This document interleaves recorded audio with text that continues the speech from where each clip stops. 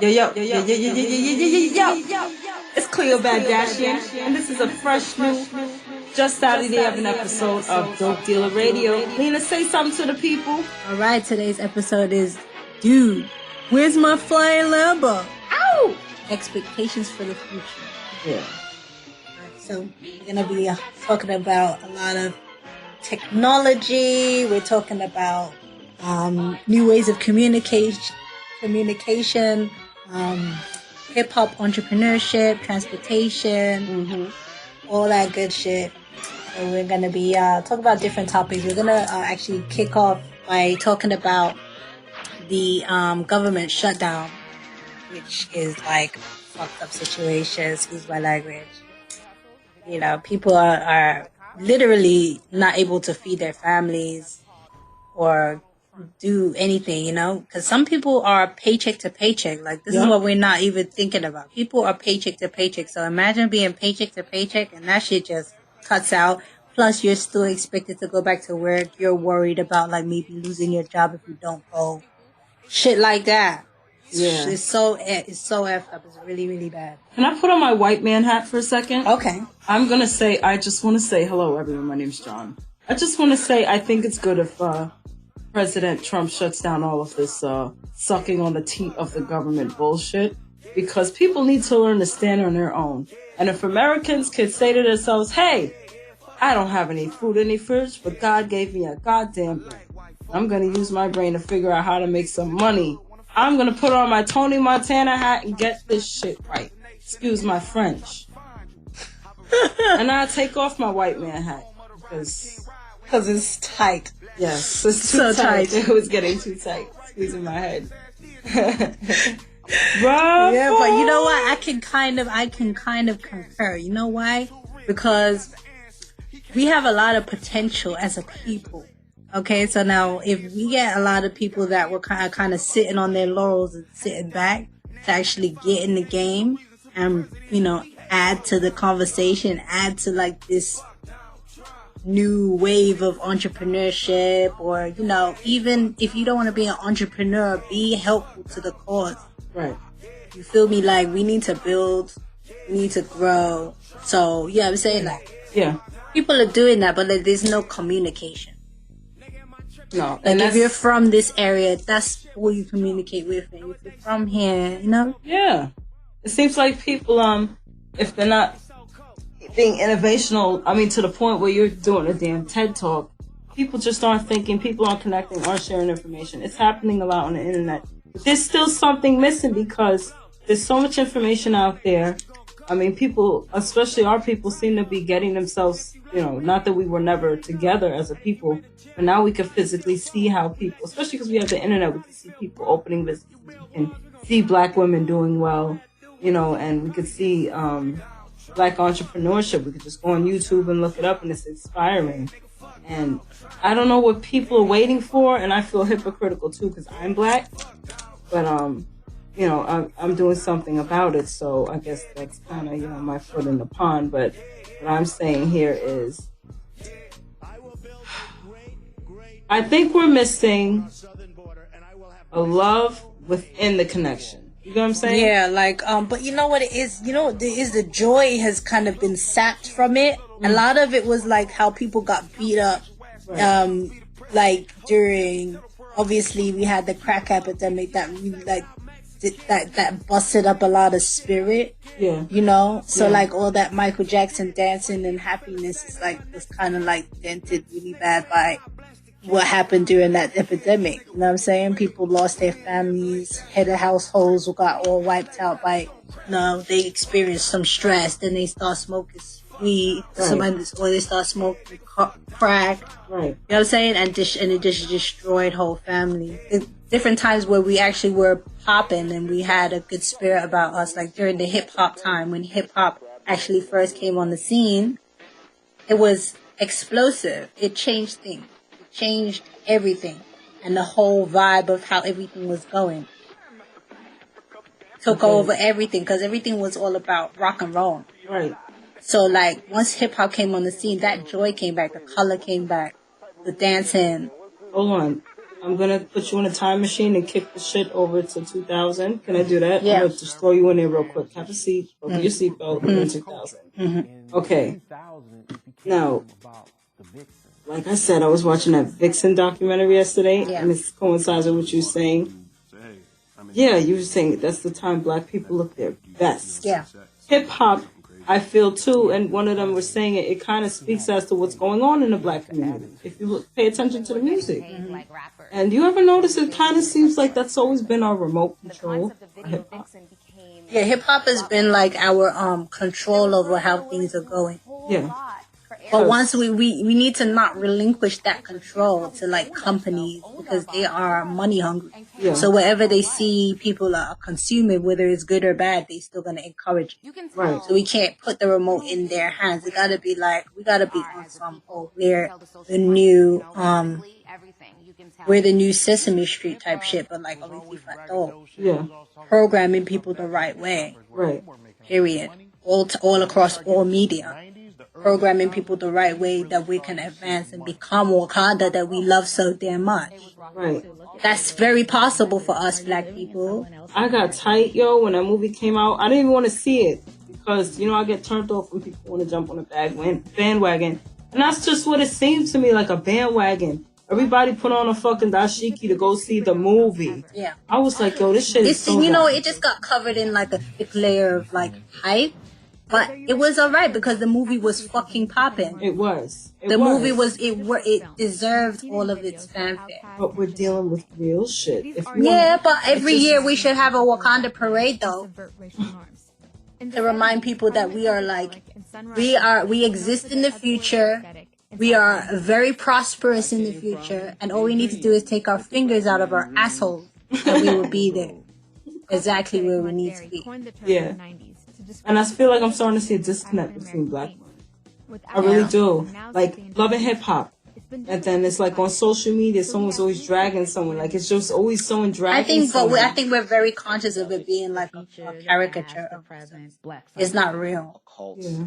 I hope people don't actually think that we're like, this is like, they took away, do you know that they took away all of those soap operas, Day of Our Lives, all of those things to put these reality shows on. So all of this is just a replacement. They recognize that people got like sick of watching stuff that they know was written. Yeah. And they were more attached to things they thought was real. Reality TV. That's why they created this reality TV genre in the first place. And it's like, it started with, what's that show? Big Brother? No, not Big Brother. The Real World. The Real World. Never. Yeah, The Real World. That title was kind of accurate. It's not The Real World, but they're just real world, like people that don't have their shit together. They're just dramatic. Yeah. And it seems like they take the worst people and put them on TV. The more dramatic you are, the more trouble you cause, the more you stay on the show. Yeah.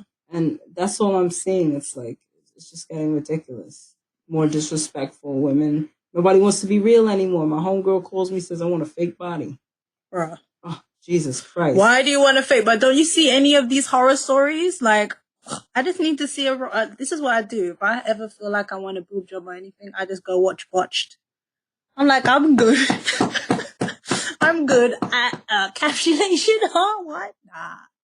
Oh, you do the opposite of what most people do. Go look at the good ones and go look at good boob jobs and research. No, I watch Botched because, you know, consequences. First of all, I am like a very type of person, like, I don't like to put myself in some bullshit. Right. If I know I'm putting myself, it's like, that's what's happening right now. You're potentially putting yourself in some bullshit and you aware of it. I'm not going to do it. Right. You know what I'm saying? So it's like, bruh, if I'm thinking of something and I'm looking at the consequences and I'm okay with the consequences, that's different. But if I'm looking at it and I'm not okay with the consequences, that's it. Yeah. For that. You know what I mean? For that decision. So, bruh. Yeah, so that's that on that. All right, we got that off our chest. We didn't even talk about the government shutdown. The government shutdown is a fucked up situation. Donald Trump, you know what I mean? Okay, let me tell you what I really think he's trying to do. I think he's trying to spur people into the spirit of entrepreneurship. Yeah. But he's doing it like a cold, heartless white dad. There you go, girl. You took the words right out of my mouth. I was gonna say he's like a white. This is what rich he dad, is doing. yes. Like a dad. Like if you wanna Understand, get that it. is what he's doing right now. This dude do not want to have our country ruined. You know, I don't think that's his intention. No. I think what he wants to do is kind of like spur people into action, which is why he's like doing all this bullshit and trying to hurt people and try to make like rile up people's bullshit, like bad energy. Okay, you know what I mean? So trying to cause a little turmoil. Like I had a manager that went by a book called no, he believed in the ideology that there's order in chaos, right? So he would intentionally cause like a chaotic situation, like reorganize the, like he would fire a bunch of people, for instance. Yeah. Right? He would fire a bunch of people and then he would promote certain people. He would do this and then he would watch and see what happened. And he was like, order will come from this chaos. Like whoever doesn't belong here will just fall away. Yeah. Some people have that kind of idea of management. So I feel like maybe this is the type of person or a type of manager, because that's basically what he is. He's a manager. He's basically managing America in its state that it's in right now. That's a perfect statement. President. That's why they hired. This is why they wanted him to be president, because he was a quote unquote good businessman. This is what we perceived of him. We didn't even know. People didn't even know. I didn't vote for him, but people that did vote for him, this is their mindset when it was to vote for him. People that we know now should not have voted for him. This is the reasons why they did. Right. Because they felt, okay, he's a businessman. He'll know what to do. We're in a bad situation when it comes to deficit, shit like that. Right. I felt that same in the beginning. I was like, he's taking things away. And I know Donald Trump. He's trying to force us. Yeah, he's being like one of those dads. It's like, listen, I'm not going to baby you. There's no more babying. It's like, he's rich, right? He's the rich white dad. And he's like, go and fend for yourself. I had to fend for myself to get everything that I've got. And you're going to go fend for yourself. And he's put you out. Yeah. And not only that, he doesn't even, I don't even know. And, all right, let's put America as a house, right? Yeah. Welcome to my home. Come on in. Donald Trump, my father's here. And he says to me, listen, I don't want those Mexicans coming in here anymore. You understand? They're distracting you and they're no good for you. We just can't have that. And that assistance, that public assistance boyfriend of yours, I don't like him either. He needs to go. He's making you too dependent. So here's what we're going to do. We're going to eliminate all of this and you're going to grow and you're going to find your way and do it on your own. And that's it. Same shit. Yeah, but I don't think it's got that kind of vibe. Like his whole vibe is like, you're not my, you know what I mean? You don't even belong here if you can't like go on your own and make something. That's his whole shit. I swear. I bet you. As if he could survive it. So then what happens with the weak? That's it. The weak perish. But it's like not even about strength as in body. It's in your spirit of entrepreneurship. And that's what he's basically challenging everyone to no longer need him or no longer need that institution at all. And this is a good time to make money. Anybody can make money right now. Anybody. You can make money doing anything. Anything. You can get money breathing into a bag and you're selling it to people. This is your breath. Okay? Seriously. You could market that across places where there aren't any black guys. Places where there aren't any black girls. Yeah. Places where, you know, there's no one that looks like you. You create a little persona of yourself. You're like everybody's boyfriend or everybody's girlfriend. You know? That's so sad. There's some people that's like that. I know. There's some people, there's people, there's all different types of people that are in the sex industries. Like, this is not even weird. This is like duh. Like, why would you sell pictures of your vagina if you could just sell pictures of your breath? Right. Sell bags of your breath. Right. People will buy it. People will buy a bag of your fart. I'm telling you, it sounds disgusting. I'm laughing because it's true. It sounds disgusting. But I watched this show, Orange is the New Black, and they were in jail selling the closest thing they could to pussy. they were selling panties, dirty used panties by women that are in prison. Yeah. So, ew, bruh. Ew. Bruh. That's disgusting. Yeah. We think of throw that shit in so it can get washed. We think of I want to put it up my nose. Like how animalistic. I mean, think about it. Like it's just this whole like mental fantasy for some guy who likes that idea. Like, it is. Damn, we like your cologne on your t-shirt. Bro. Yeah, we like cologne. See, look, that's what you could sell, fellas. No, but niggas, where you could sell shirts of yeah, exactly. Send a picture of yourself and like a shirt that you've been like breaking bricks in all day. Sweaty. Yeah. Oh my god. Yeah. But you have to be super hot. Yeah. You have to take care of your body. You gotta be America's sweetheart, black ass sweetheart. You could be black or you might not be black. You might be Spanish or white or Chinese. I don't know, but I'm just talking to my Negroes. My Negro boys that I know are hot and fine. Mm-hmm. You could do anything you want to do. This is the point we're trying to make with our breath and fart and shit. You can do any damn thing. Selling farts. So serious. It's actually real, kids. All right, so we're reading this article from TechCrunch.com, and basically, we're doing research about the startups in the hip hop community, and what this article is talking about is that based on the ideas by this guy named Cam Hauser, he basically thinks that rap artists are drawn to the startup space because of its hustle quality. It's just got a similar quality to rap music, where it's kind of like a small child that you have to develop and you have to promote and you have to basically build a fan base around and things of that nature. So they say that basically it helps to expand whatever they're doing. So why not? Why shouldn't they, expound into a startup where they can build businesses based on their rap career or whatever they're doing? So yeah. So we've seen obviously quite a few people get into the tech space. We do want to talk about a couple of them. We have a list of people that we want to talk about. So the first person we're going to talk about is Chameleonaire. All right, so Chameleonaire recently stepped into the space of doing like an app, social media app. I think it's called Say Now. So the Say Now app is basically allows the celebrities to communicate with their fans. It allows like face-to-face communication where you're like answering a question, asking questions and answering questions in a face-to-face basis. So it allows them to build more relationship with their audience.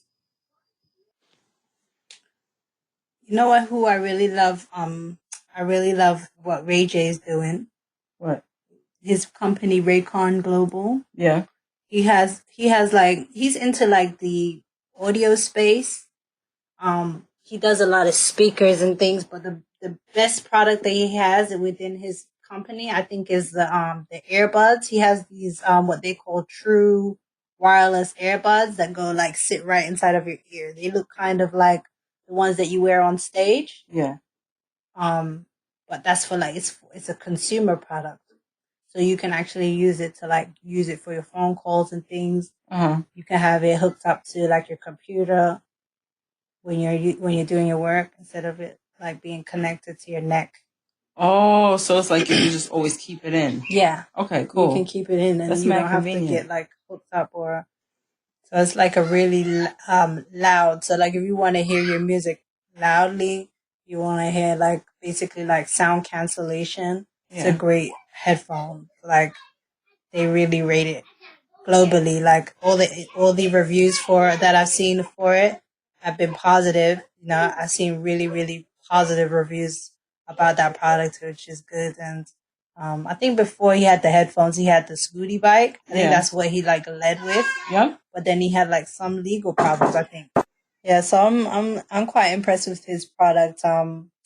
But like I said, he did have some legal problems with the scooter, but he found much more success with the speaker with the headphones, because they did do the headphone thing in with the Beats by Dre thing, but the best part of it is that it's obviously his own company.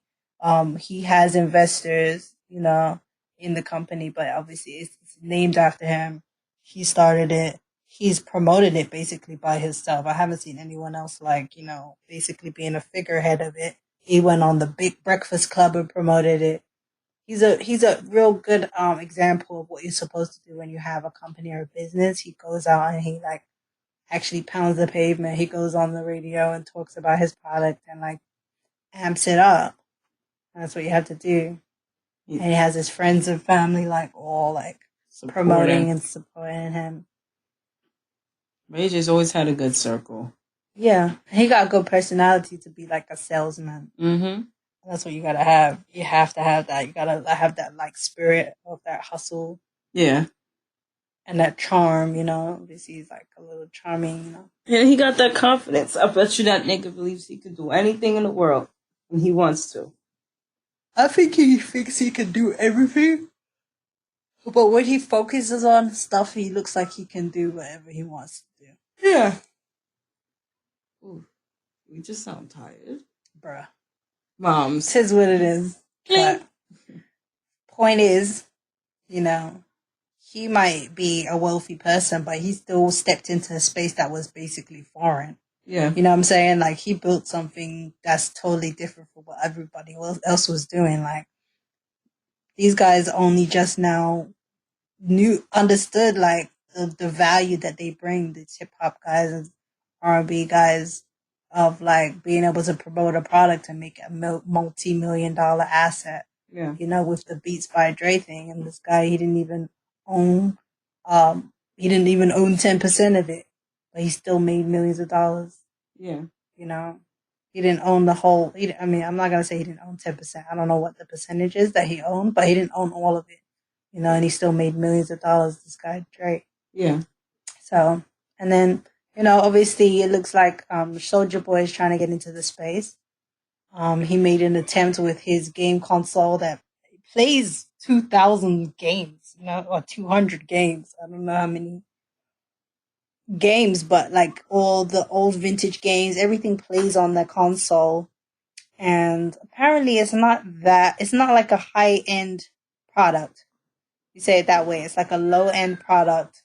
The price for it is $120, I think, for it. But I feel people are saying it's not worth it because of the construction of the actual product itself, but what it can do.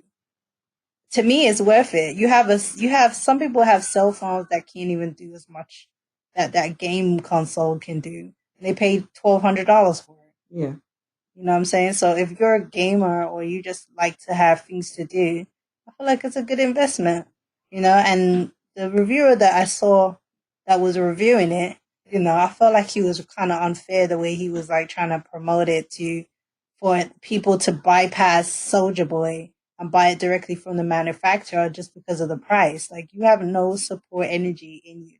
You're just simply for yourself and you're not thinking the long term. Yeah, it might not be the 100% product. You could say, yeah, okay, the construction isn't popping, but the only reason why I know it exists is because of Soulja Boy. So let me give Soulja Boy his coins. Yeah. But you don't want to do that because is a black man. Mm-hmm.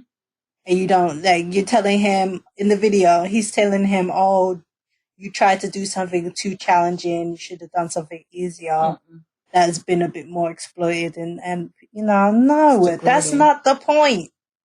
He did something different and that should be applauded and rewarded to me, period. Yeah. So I support Soulja Boy. I think he should keep going and start working on his own product, his own games, things like that. Yeah. And that would be the space. There's so many young kids that want to get into that space. We need to be able to get more animators and people and 3D artists to be able to make games that we want to play. So, our next artist up that we know and love, from Missouri, Akon. Locked up, won't let me out. And I think that's how the people in Africa felt. Locked up with no lights. Light locked up. And this guy came along and unlocked it. In Senegal. For 600 million people. Mm-hmm. That's a lot. That's a lot. That's like 20 Beyonce concerts with each person. That's how many light he put people. That was in 2013. He started helping to drive that transformation. So he combined his efforts, actually, it looks like, with a person or a organization called Samba Batali. Yeah. To create. Now it says that now it provides electricity for 14 countries and employs over 5,000 people. Yep. Mainly young people who install and maintain the solar. Also, they like solar powered. Mm-hmm. That's good. Exactly. So he kept it green, and he employed the people that are, it's like a cycle. It's feeding itself. Yeah, and it's a renewable source. Africa is like very sun. It's a lot of sun, so that's a good thing. Is should have been had that. Yeah, but you know how it goes. You know how this goes. You know how that shit goes. But African Americans, we are the leaders. All other blacks around the world. That's it. We were like the rich black people, except for obviously the real rich like black people that are like in Nigeria, Ghana. Yeah, they got money. Yeah, but we're like the high profile, like we're the ones that get seen on TV, celebritarian type Negro, athletes and music artists. So, right, the cool kids, exactly. We have a responsibility. We do. And I especially feel that way when I look at all these countries and I see how they dress like us and try to rap like us. Yeah. Like, so we're like the media people. Like you see it like how white Hollywood is like the media heartbeat of like the world, and everyone wants to like have a Hollywood in their country. Mm-hmm. Black people have their own like beat, and it's like hip hop. Mm-hmm. So everything revolves around like our music, whether it's hip hop or another music that came before. Yeah. So our media is very influential across the world, and we gotta really understand that, and and expound and go into the entrepreneurial space with that in mind, and just build on what we already got going on. Build on our talents. Exactly. But I think it might actually be more effective if there was like a plan, or how can I say this? Well, some organization to it. You know what I mean? Yeah, but there is though. Hip hop always had a blueprint. Hip hop has specific genres or different specific pillars that are associated with it in order for it to be hip hop. So it has the sound like it has 9 elements. I'm gonna tell you this now. All right, so breaking, MCing, graffiti art, DJing, beatboxing, street fashion, street language, street knowledge, and street entrepreneurship. I guess we're talking about the street entrepreneurship space right now. Yeah. Where, you're taking that hustle mentality and you're making a business out of it, or you're expounding on your own brand and making businesses based on like segments of your brand. Right. The great thing about Akon is that he's like busted out of that whole mold. All of them that we mentioned, Ray J too, it's like, yeah, he's a music artist, so it makes sense for him to do sound technology, but he didn't start there. Right. He started just doing, like the bike thing. Right. The scooty bike, which was totally outside of his realm. I guess just getting his feet wet. And no one knew if that was going to sink or swim, not even him. Yeah. But they didn't do too bad from what I heard. He did good. The scooty bikes. No, they did good. And that's why he's was able to like reinvest and put everything back and like come out with new products. And people love a lot of his products that are coming out. People love them. Yeah, he's not putting out garbage. He actually takes his time to test these products. Exactly. And he does his prototypes over and over and over. Yeah. I mean, you even see it in Love and Hip Hop. Like, he keeps trying stuff out. Yeah, and he understands like branding. He like is one of the forerunners of social media, not social media, of the reality space. Yeah. With For the Love of Ray J and all of those shows that he's been on. You know, he knows how to basically work the crowd. Yeah. Of his personality, you know, like who he attracts. He knows how to work that audience. Yeah. You know, like does his little charm thing that you probably get with him in person, but he does it like on a scale is like whatever stage he's on, he tries to like expound and like get and be able to attract the same types of people he would in person. Does it in this big space, right? Which I think is great. Like I'm glad that he's doing it, and I hope he keeps going. Just like I hope Soulja Boy keeps going. Yes, and I hope more people start taking their initiative and do more stuff like in these other spaces. You know, because all of these main pillars, the breaking, MCing, graffiti art, this comes together and they interact with one another. Yeah, you get what I'm saying. So if you have development throughout all of the different pillars of hip hop, and you understand, you know, how everything has its place. The breaking is the dancing, right? Mm-hmm. Our dancing has evolved now. You got dance shows, and we have to honor those things and give them proper place and precedence, and have award ceremonies for the things we care about, and not complain about people not honoring stuff that we don't even show that has any importance or any value. Right. So we should already have our shit, even if it's on a smaller scale. Right. At least control of it. Exactly. To the point where it's not like it's under the umbrella of something like BET or, you know, upper powers. Right. And hopefully we can get to a point where technology is actually starting to leave its footprint in the lives of the children and future generations to come, because those are the leaders. It's not just about making what's cool now and, the money and the profit. I actually want to see some, I want to see people consciously trying to build infrastructure around this shit. Yes. Because everything exists. Everything that hip hop was still exists now, but it's like expanded and expounded. It's like people are taking the breaking idea, like where you're listening to the music that's being produced and you're creating dances that go with it. That's the same concept like breaking, where people were break dancing on the floor and doing that. And it was like going in to sing with the music. But now, you know, you got this trap music and you got the other like genres that are adjacent to the trap thing. And you got the shoot and you got the all of the nay and all those other dances that go alongside it.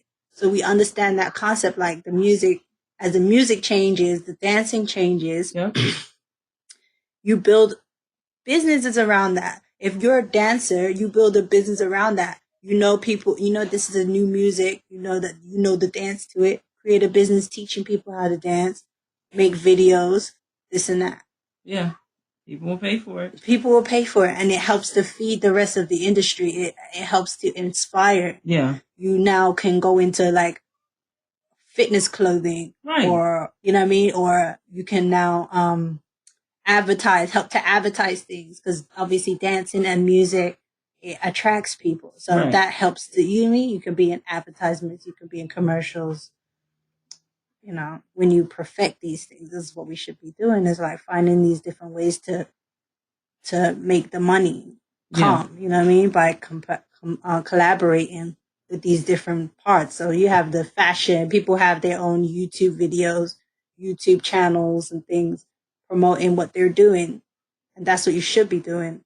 Right. You know, promoting what your fashion sense, your ability to make clothes. Yeah. Basically all of that, you know. All of these pillars is places where people can flourish. Yes. In this era that what's happening, because you have unlimited access to information. Mm-hmm. Right? You have seemingly unlimited like access to the things that you need. You know what is that you need, and you know how to get it now. Right. You have access to like record yourself. You have access to like to make things yourself. Yeah. You can collaborate with people easier now. You know, because you have social media and need to really leave your house to do things. Yeah. So all of this stuff that was already being done can be reattacked. Things that weren't possible 10, 20 years ago, now possible.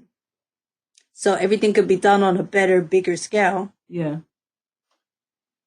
You know, just using the technology and things that we have. So that's why we are giving some shine to the entrepreneurs and the hip hop moguls who are taking it, you know, testing out and trying different stuff. Yeah. I got a good feeling. Yeah, no, I think it definitely is going to be good once people understand like where it's going. And we need to introduce this to the schools too. I want to see influence in the schools as far as they'll allow them.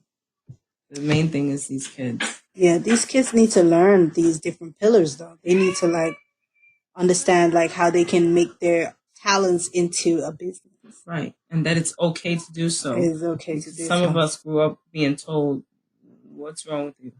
Go to school, doctor, lawyer, this and that. Mm-hmm. But this is where it's at now. We're in the digital age. Yeah, I definitely listened to these kids. They probably were 15 or 16 years old. They were talking about like their dreams of what they want to do and how they want to, like what they want to be when they grow up, basically. Yeah. And the kid, he was like, oh, I want to do one of two things. I want to either be like a YouTuber mm-hmm. or I want to be a professional gamer.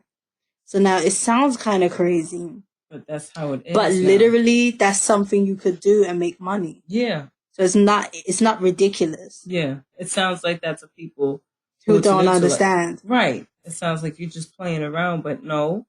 Once you understand what you're doing and you know what you're doing, mm-hmm. yeah. Because once you can promote yourself the right way, you know what I mean. And once you know what you're doing and you're good at what you do, and you can promote yourself the right way. There's nothing that you can't achieve. Right. Especially in this space where it's like, oh, you know, it's about media. It's about people consuming content. Yeah. If you're creating content that people want to consume, you can definitely be successful doing anything you want to do. Yep. So that's basically, he's sitting there telling his friends that. And I'm like, this is where we're at. This is where we're at. This is what the kids want to do. So it's like, okay, so now what are we going to do? Either tell them, oh, you can't do that. No, they're dictating what is it they see. You know, they see that that's what people are consuming. Yeah. You know, so we have to create space for that and show them how they can make it a successful thing. You know, how they can ensure success in that. So if that means now we need to start having classes around the things that they want to promote, you know, the things that they want to be, that's what we should do. Build industry around it. Yeah. Have elders in this space. Because I know that there are elders in the space. Yes. In these different spaces. But like when they're no longer in the spotlight, it's like they don't even want to turn back and like share what they know. Right.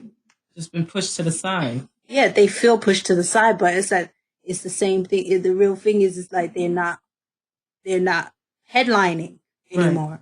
So it's like, oh, why should I give you the jewels? Or I don't know if it's the kids that don't want to hear it. I don't know.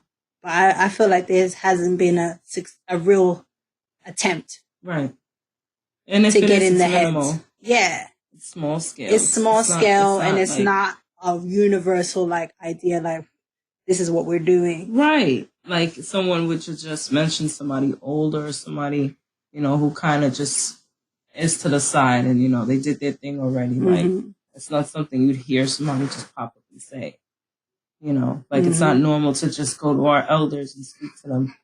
I think, I mean, it'd be very helpful to have African proverbs, like, you know what I'm saying? Yeah, like but we do. We even have updates to it, especially because of hip hop. We have huge amount, like, even Jay-Z, you know, all of his like commandments, 10 crack commandments. Mm-hmm.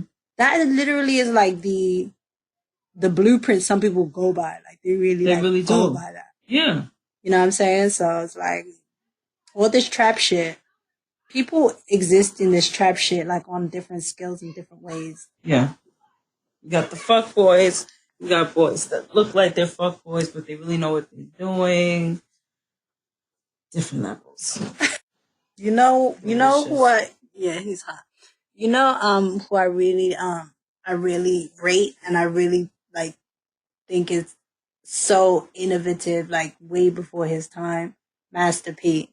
Yeah. Master P, he always talks about like a moment where a record company wanted to sign him for like $4 million. And it's like he was gonna take it, but then he thought about it. He's like, if they were gonna pay me $4 million, I must be worth $10-20 million. Because how did they make their profit? Like, why would they give me that much money? So like, he was so smart, like early on, and he decided to just stay independent. And that's why he still has control of his business. Right. You know, he's right now he's making mad films. He's making a lot of films, and he puts his son in any films that he wants to put his son in, you know, because he has his own production company. And he could do that. And it's just so smart. He's so smart, and everybody should really really study him and pay attention to what he has done and what he is doing, because he's not stupid, you know. Yeah. People probably had a perception of him because of like where he comes from or how he talks or what he did, or you know, that he's not that smart, but he's smarter than all of them to like really hold on to his business and understand what he was able to bring to the table before any company came along. He was already pounding the pavement and doing what he needed to do. Yeah. So, you know, once you know your worth, that's when people can't fuck with you. And I think that's what happened in the 2000s too. True. People started taking more and more bullshit deals. And that's why the money dried up. Like, they weren't investing in the way that they were invested because people were taking bullshit deals. Like, why would we invest in you when this Joe Schmo will pretend to be you or pretend to be like you? Yeah. And we don't have to pay him hardly anything. And we can keep all of his royalties. Yeah. So it all comes down to self-esteem and your knowledge that you could do it yourself. You know what I mean? You don't have to sign sign your soul away, as they say. No crazy, stupid deal that's not going to be beneficial to you in the end. Right. Treating you like a clown. Exactly. These days, you can do all your own distribution. You just have to have that kind of effort. You have to care enough to do it. You have to do your research. You got to know what you're doing. Exactly. And you got to take And these days, let me tell you something. If you don't know something now, not only do you have access to YouTube, you have Google, and you also have a whole industry of people that is now selling information. Yeah. So there's people that will coach you to do whatever it is that you want to do. So there's no barrier. You don't have to go to school anymore to know things. You can learn things from peers, from people like human beings just like you. And but just happen to know. Free info too. Unbelievable. Absolutely. Because that's how much money people are making. They're like, hold on, wait.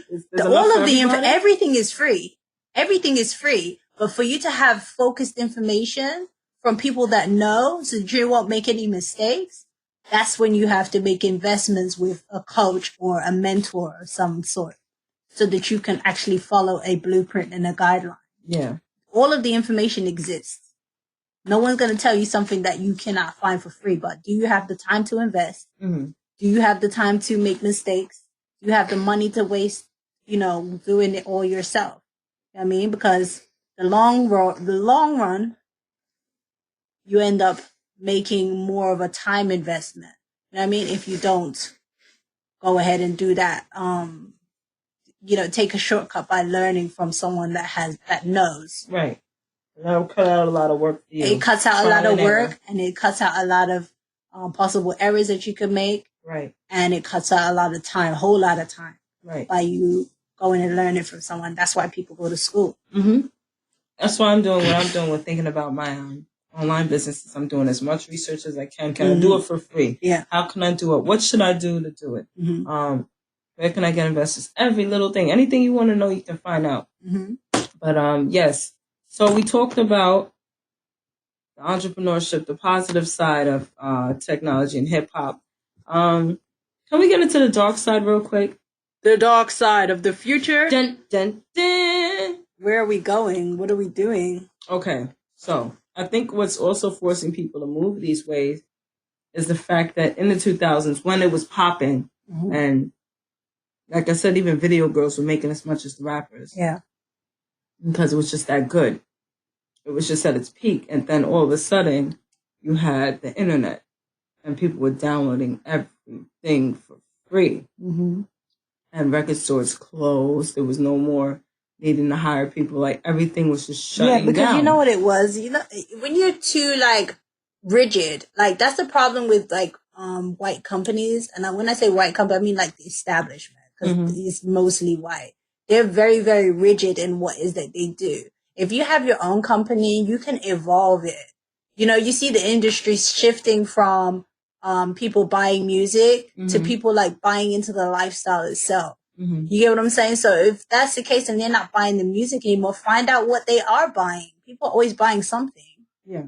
People are probably would have probably more geared towards maybe the fashion portion or experiences, you know what I mean? Create experiences. Like, that's all that has to happen now. Yeah. That's what's happening now. Because everyone is streaming. They're streaming the music, but they're just trying to create experiences. When you create experiences, people will invest in that. Yeah. Because people like, it's like paying to go to strip club or whatever. You want to feel something. You pay for it. Yeah. I don't like weed. Alcohol. Like weed. Or sex. Yeah. Speaking of which, they're making robots. They're making sex robots. Oh my goodness. They're making like sex robots, like made of silicone that feel like a human being. Wait a minute. Hold on. Who's going to call it? I'm going to call this. I guarantee you, because hip hop is also about sex and sexuality. Watch somebody go into sex dolls. Who do you think it's going to be? Somebody. I'm telling you, one of these rappers. Who is sex-centric? Who makes sexy music? Because there's people making dildos and stuff. Yeah. But I'm telling you, somebody's going to come out.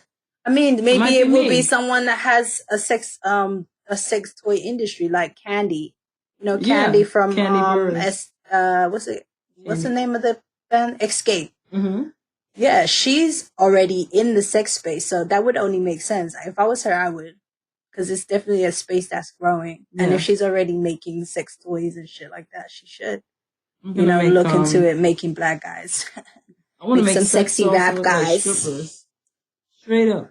Straight up. All that. Or brothel. Ooh. They have that sex doll brothel. Are you serious? I was just going to ask. They do. They have it. It doesn't cost, I think it costs the same. But it's like a different type of clientele, they said. Like certain people that just want to have like control over the situation and want to have it kind of be safe, So do they sanitize these dolls between uses? Like, I would assume so. Like, why would they leave it dirty? It's a nice hotel that they have them in, so. Wow. I wonder if it's a sex doll for every visit. Like, do you pay for your sex doll? I think they probably take the vagina part out and wash it out. Because remember, it was detachable. Yeah, he said it looked like a penis, but inverted. Yeah. It was disgusting. Quite interesting. We should order dolls when we, Bruh, that'd be crazy. They better have a vibrator penis part. Because what's the point otherwise? It's like a finger pop. If I get one, I want him to be big and muscly. Like, I just want him to, he could look like my guy now, but just like a doll. Because he's perfect. I'm like, here's my boyfriend. Can you model his body? Everything. Everything. Yes. But when we was watching the documentary, they had like this special order that the doll maker made of a foot. Yes. A small woman's foot, like a right foot. He said specifically he wanted the right foot with a vagina on the top part, so he could like have sex with it. I did see that. That was absolutely disgusting. Guess, and the name of it was the vagankle. Are you serious? The vagankle. So you hold the foot, put your knees up on a bed, put a silk sheet over your back, yeah, and go to town. Smashing that vagankle. Oh my God, he loves feet. Oh, it's genius. You love feet so much. He loves feet so much he could smash one. Wow. Bruh. It's scary. No, people scare me. No, shit like that scares me. Like, but hey, that's your own private info. Mm-hmm. Wow. I want to. No, I'm going to go home and watch videos of people. I don't want to see them have sex with their dolls. I just want to see them talk about it. Yeah, like interact with them. I find it so fascinating every time I come across him. But that video that we found the other day, earlier today, bruh, that doll body moved like a human. It was more jiggly. It was jiggly. Jelly. It didn't even. They just shifted the box a little, and the boobs just went. I was like, wow. It was like pum pum fatty. Oh Jesus! They made the pum pum extra fat. Blood clot. Jesus, that's crazy. And he picked up the doll. They picked up the doll to stand up, and some guy from the side slapped the damn doll's butt. It was crazy. That shit jiggled and shook, bruh. And she had a brick house body. That's it. Crazy. Oh my God. You know, in like Hong Kong or China, I don't really know which one. The one that was like that's really developed. Is it Hong Kong? Like there's a lot of like gamers and wait. I think it's techie. Hong Kong. Yeah, Hong Kong. So in Hong Kong, I think it is. A lot of the guys have digital girlfriends. They don't even have like they don't interact with real people. They like have these girlfriends that are like really like literally like a girlfriend. Like they miss you when you're not interacting with it. Yeah, they're responding to algorithms. Bruh. And the women, like people are just becoming more and more detached there. Yeah, and I think that's what's happening with technology. People are just becoming. I don't know. It's just I see it coming. I see it coming. A mess. Well, yeah. So that it's kind of extreme. Yeah. You don't even want to talk to the real women around you. You guys are so into making work. Yeah, you just want to work. Right. And just work hard and then fantasize about things when you come home. And buy panties out the vending machine. What's wrong with you? That's mad nasty. Like, I can imagine looking in there and ugh, I don't even want to think about it. Worn underwear. Crazy.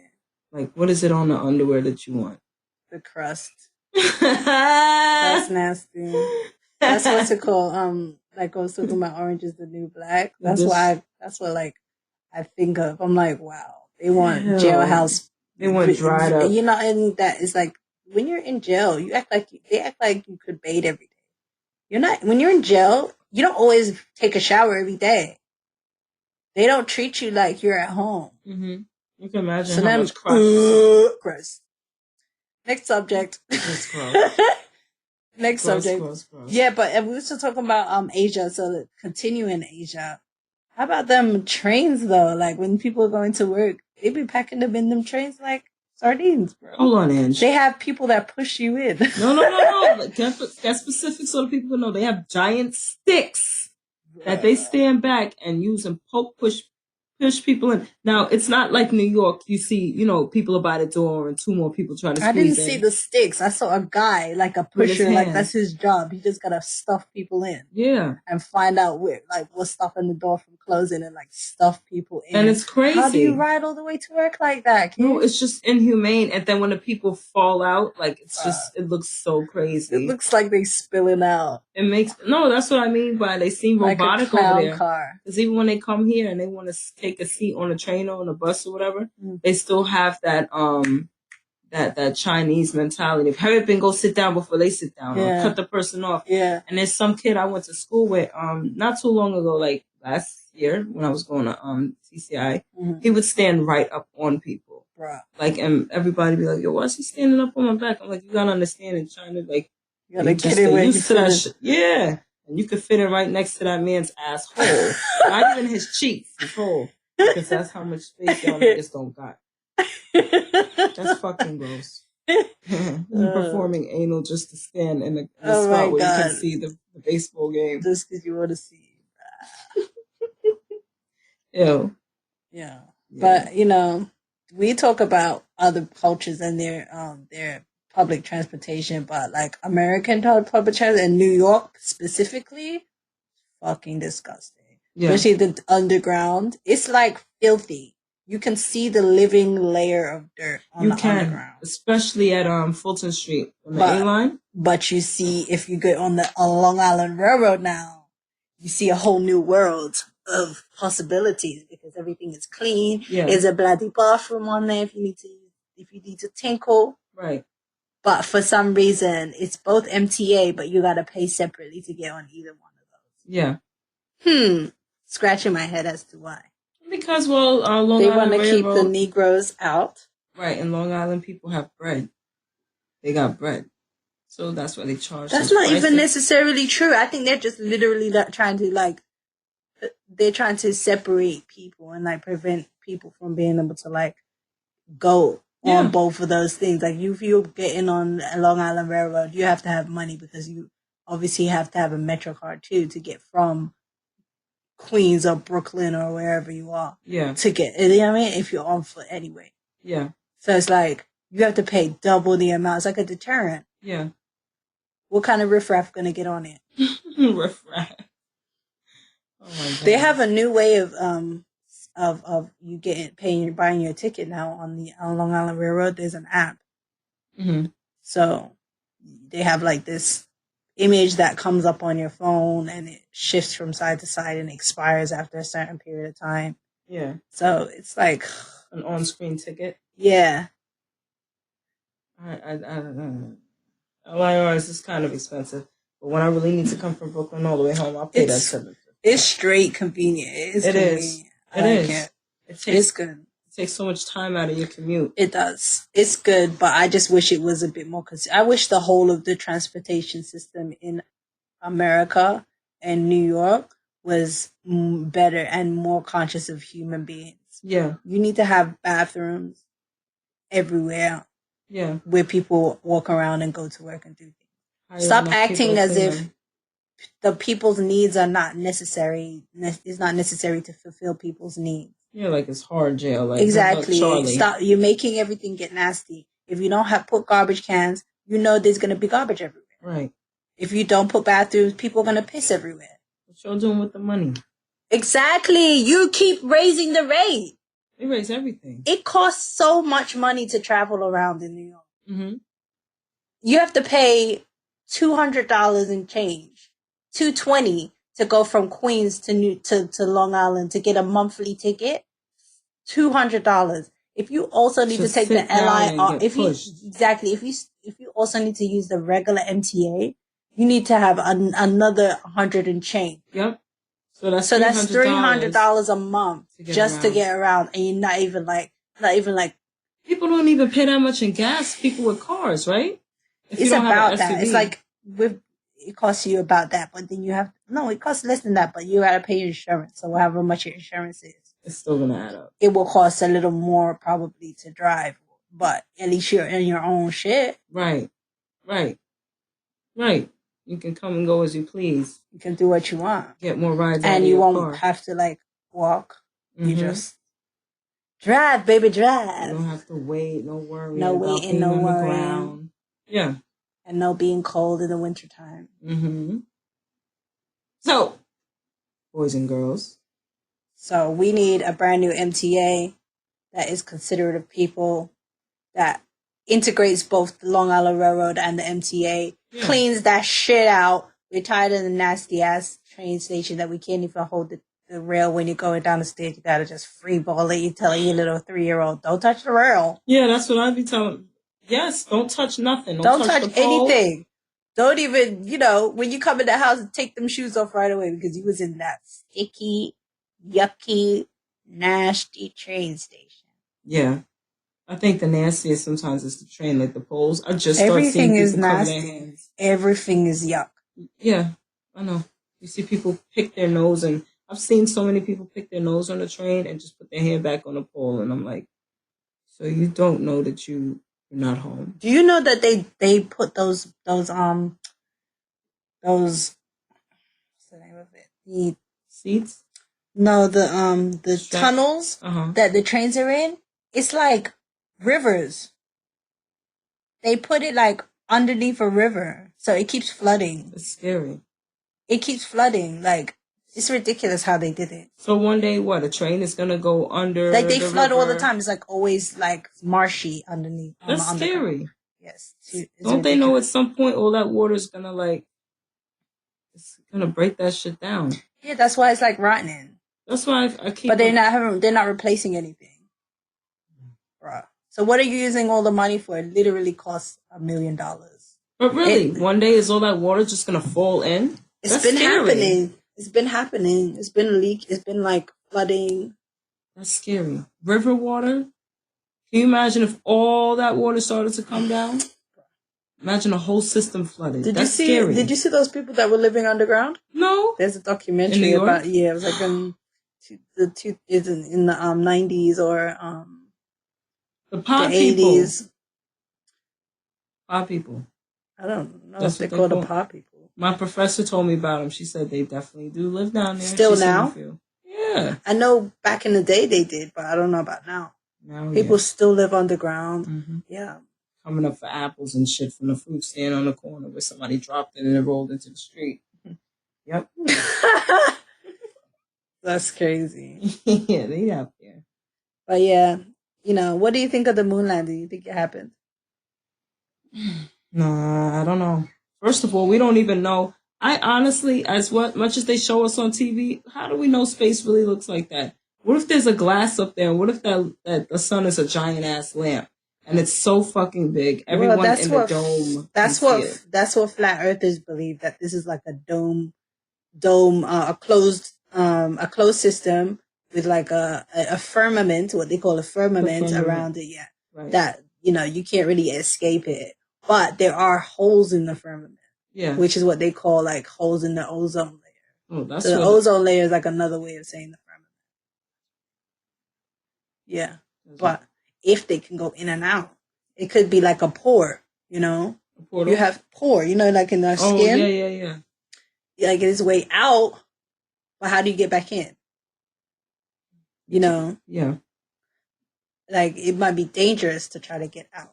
Right. Because what if that's actual ocean? What if that? It's another ocean above. Right. That's what they say. But this is a water planet because there's actually water around us. Yeah.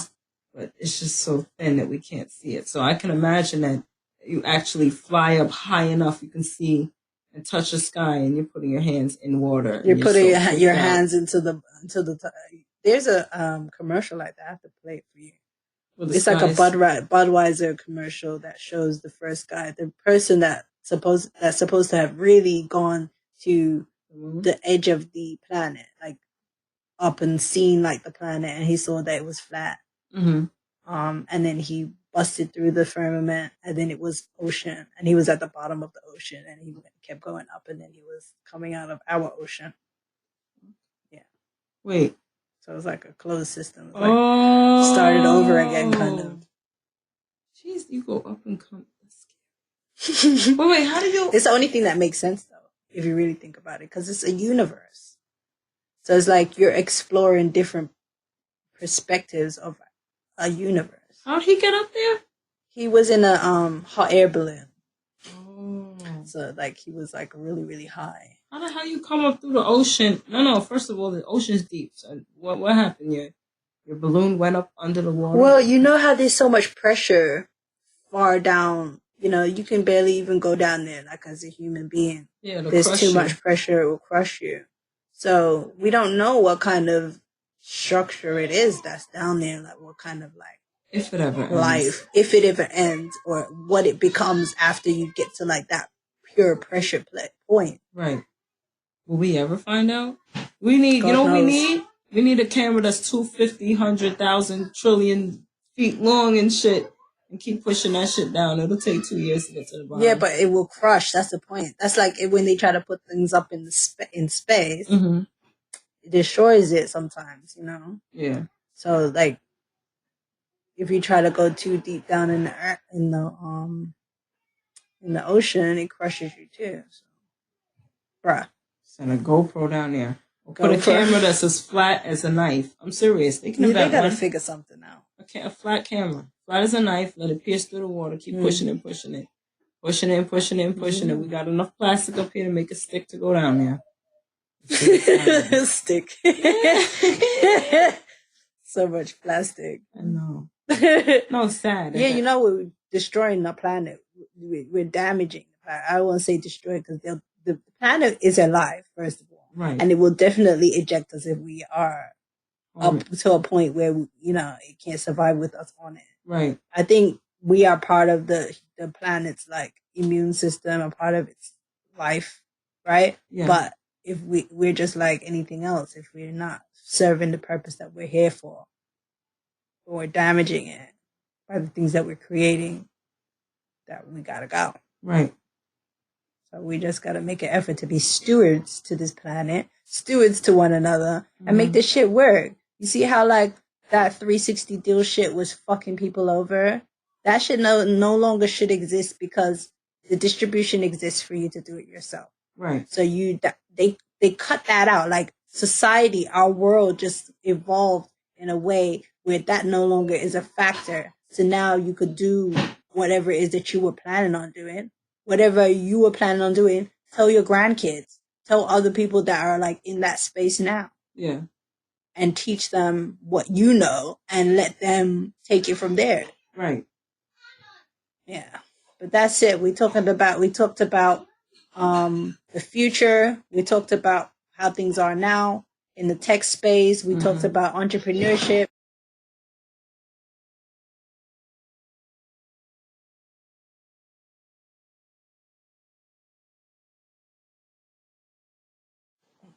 So now we're looking to the future and we're expecting these rap guys to step it up and support one another instead of trying to do all the same thing. Figure out what your brand calls for and build based on that.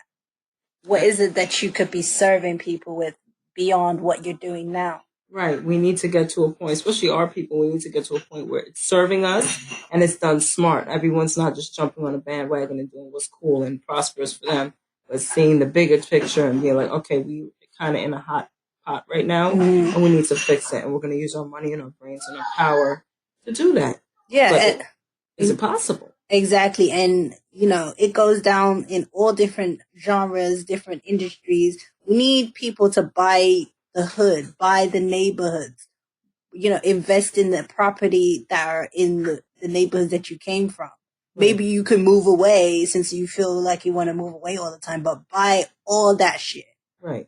You feel me? And and gentrify or pre-gentrify, as we've said, any areas that need to be developed that are low income, maybe don't have the kind of infrastructure that they need, and build that. Yeah. Create. That's what other entrepreneurs do. Their hometowns, they become like monuments to them. The whole neighborhood be like named after them. Right. And that's what you're supposed to do. Right. Well, let's see what happens. Oh, and if any of you rappers out there listening, I'm pretty sure you're going to come out with sex dolls, but we'll keep our eyes open. Yeah, especially you, Game. We do liquor. Watching you. We do clothes, we do shoes, we do perfume. Yes, just get in the industry, bro. Just get your toes in the water. We need devices that play music, that can transfer files. We need that. Yeah. We need alternative transportation companies other than the MTA because they be playing with our life because they have a monopoly right now. We need tech superheroes. We need tech superheroes to use your influence and your money and put it where your mouth is. Yes. And get some advancement going, and teach kids to learn how to do more than just coding. You need to teach some kids how to create these devices themselves. Send them to China to learn how to do it. That's what you want to do. Yeah. Teach people how to do other stuff and learn yourself and try different things, and don't be afraid of failure. And that's to everyone, not just hip hop guys. Everyone try to build on your craft, whatever you like to do, whatever you're good at, build it into a business and find other people to collaborate with. Yeah. That's it. So thanks so much for listening to Dope Dealer Radio. This has been an episode called Dude, Where's My Flying Lambo? Shoo! With Lena Created And Cleo Badashian with the big Ashian. Ow. Ow. Kisses. We love you. Have a great night. Later.